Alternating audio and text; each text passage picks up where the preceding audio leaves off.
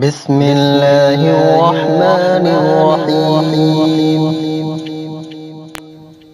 ایک اور بات یہاں پتہ چلی کہ یہ بھی تھوڑا حیا کے خلاف مسئلہ ہے، لیکن آج کی نئی نوجوان نسل جو ہے اس میں بہت زیادہ مبتلا ہو رہی ہے، جس کو اورل سیکس کہا جاتا ہے۔ اور میں نے جیسے عرض کیا کہ شرعی مسائل میں چاہیے اور اس کو بیان کرنا یہ ہماری ذمہ داری ہے، تو یہ چیز بھی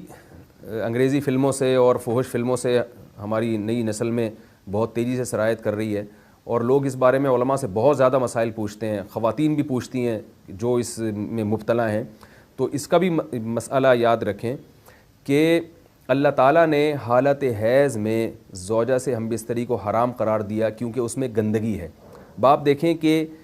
وہ گندگی اس درجے کی نہیں ہے جتنی اورل سیکس میں گندگی ہوتی ہے۔ اگر اس میں ڈسچارج ہو جائے بندہ، انسان جو ہم بستری کرنے والا ہے زوجہ سے، وہ منہ میں ڈسچارج ہو جائے، تو آپ سوچیں کہ اللہ تعالیٰ شرمگاہ کو گندگی سے بچا رہے ہیں، جس کی وجہ سے حیض کی حالت میں ہم بستری کو حرام قرار دیا۔ تو منہ جس سے انسان کھانا کھاتا ہے، جس سے کلمہ پڑھتا ہے، اور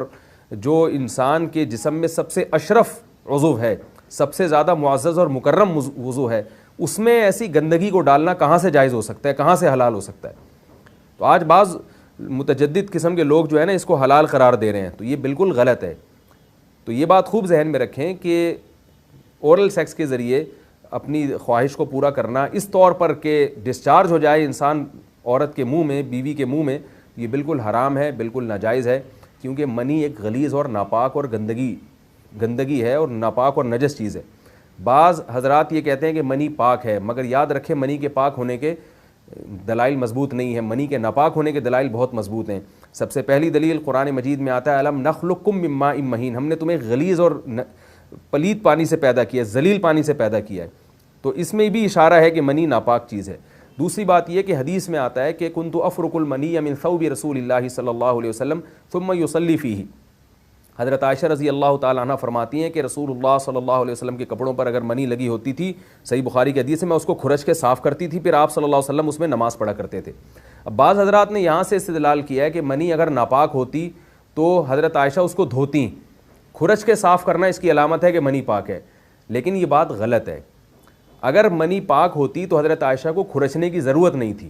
بات یہ ہے کہ وہ نجاست جس کا ایک باقاعدی جسم ہوتا ہے اور وہ کھرچ کے جسم سے یا کپڑوں سے الگ ہو سکتی ہے، تو اس نجاست کو پاک کرنے کا طریقہ یہ ہے کہ اس کو کھرچ دیا جائے۔ ناپاک تھی تبھی تو حضرت عائشہ رضی اللہ تعالی عنہ اس کو باقاعدہ کھرچ رہی ہیں اور دور کر رہی ہیں۔ اور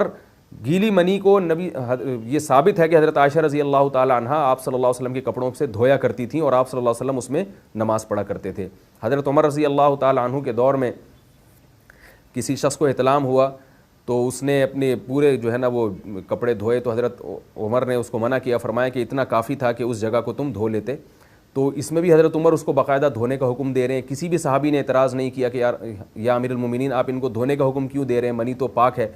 تو منی کے جو ناپاک ہونے کے دلائل ہیں وہ بہت مضبوط ہیں۔ باقی اس کو جو کھرچنے کا حکم ہے وہ اس لیے کہ منی کے پاک جو اگر خشک ہو جائے تو وہ کھرچ کے بھی پاک ہو جاتی ہے، اس کو پھر دھونا ضروری نہیں ہوتا۔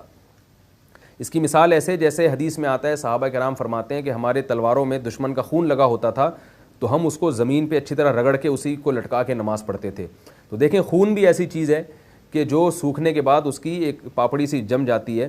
تو حالانکہ خون کو بھی ناپاک مانا جاتا ہے، جمہور علماء کے ہاں خون ناپاک چیز ہے، لیکن صحابی کیا کر رہے ہیں، اس کو رگڑ کے زمین پہ اور جو اس کو اچھی طرح رگڑ کے جب اس کا اثر زائل ہو گیا تو اسی کو لٹکا کے نماز پڑھ رہے ہیں۔ تو جیسے خون ناپاک ہونے کے باوجود رگڑنے سے پاک ہو جاتا ہے اگر کسی ایسی چیز پہ لگا ہو جو لوہے یا ایسی سخت چیز پہ، تو ایسے ہی منی اگر کپڑوں پہ لگی ہو، خشک ہو جائے تو اس کو اچھی طرح جب کھرچ دیا جائے تو وہ پاک ہو جاتی ہے۔ لیکن اس سے یہ ثابت نہیں ہوتا کہ منی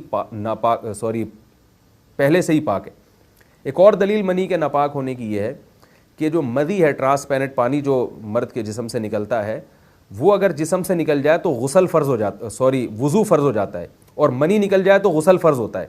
اب یہ کیسی بات ہے کہ مدی کے نکلنے سے جس سے وضو فرض ہو رہا ہے وہ تو ناپاک ہے، اور منی نکلنے سے جب غسل فرض ہو رہا ہے بڑی والی طہارت، تو اس کو ہم پاک قرار دیں۔ تو اس لیے امام ابو حنیفہ رحمہ اللہ تعالیٰ کا مذہب منی کے بارے میں کہ یہ نجاست غلیظہ ہے، اور امام مالک کا بھی یہی مذہب ہے، یہ مذہب بہت دلائل کے لحاظ سے قوی ہے۔ تو اس لیے عورت کے منہ میں ڈسچارج ہونا یہ بالکل حرام ہے, ناجائز ہے, گندگی ہے, اسلام میں اس کی قطعاً اجازت نہیں ہے. اور اگر ان ائمہ کا مذہب لیا جائے جو منی کو پاک سمجھتے ہیں, اس لیے میں یہ عرض کر رہا ہوں کہ بعض حضرات نے اس پہ فتویٰ دیا ہے کہ یہ چونکہ پاک ہے لہذا اگر یعنی کوئی شخص منہ میں بھی ڈسچارج ہو جائے تو یہ بھی جائز ہے. یہ 100% غلط فتویٰ ہے, اس لیے کہ جو حضرات اس کو پاک کہتے ہیں وہ بھی اس کو خبائث میں داخل کرتے ہیں, حرام چیزوں میں داخل کرتے ہیں. اس کا کھانا یا اس کا منہ میں ڈالنا وہ بھی جائز نہیں کہتے, تو اس لحاظ سے بھی یہ ناجائز ہے اور بہت ساری بیماریوں کا ذریعہ بھی ہے. دوسرا مسئلہ یہ ہے کہ اگر کوئی ڈسچارج نہیں ہوتا اورل سیکس کے ذریعے تو اس کا شرعی حکم کیا ہے؟ تو اس کا حکم یہ ہے کہ یہ انتہائی سخت درجے کا مکروہ ہے, ناپسندیدہ عمل ہے, اور اس کے سخت درجے کے مکروہ اور حرام نہیں ہے لیکن بہت زیادہ ناپسندیدہ اور شریعت کے مزاج کے بالکل خلاف ہے. اور اسلامی کلچر میں اس کا کوئی تصور نہیں تھا. یہی وجہ ہے کہ فقہائے کرام کے ہاں اس چیز کا تذکرہ بہت ہی محدود پیمانے پر ملتا ہے. یہ اس کی علامت ہے کہ مسلمان معاشرہ اس چیز سے بالکل بھی واقف نہیں تھا کہ یہ کیا ہوتا ہے. تو یہ چیز غیروں سے آئی ہے, غیر مسلموں سے ہمارے معاشرے میں, جو ان کی موویز دیکھ دیکھ کے, فحش فلمیں دیکھ دیکھ کے نوجوانوں میں اس چیز نے سرایت کیا, ورنہ یہ انسان طبی طور پر اس عمل سے بہت زیادہ نفرت کرتا ہے. کوئی بھی شریف الطبع آدمی ذہنی طور پر اس کے لیے تیار نہیں ہوگا. تو میں پھر بھی یہ کہہ رہا ہوں کہ بہرحال علماء اس کو ناجائز اور حرام نہیں سمجھتے, اس لیے کہ میاں بیوی ایک دوسرے سے جس طرح سے چاہیں استمتاع کر سکتے ہیں, لیکن سخت ناپسندیدہ بہرحال ہے اور مکروہ چیز ہے اور اس قابل نہیں ہے کہ اس کی حوصلہ افزائی کی جائے. یہ اس کے بارے میں ہے کہ جب یعنی جو ہے وہ ادخال کیا جائے اس فم کے اندر, اس جو ہے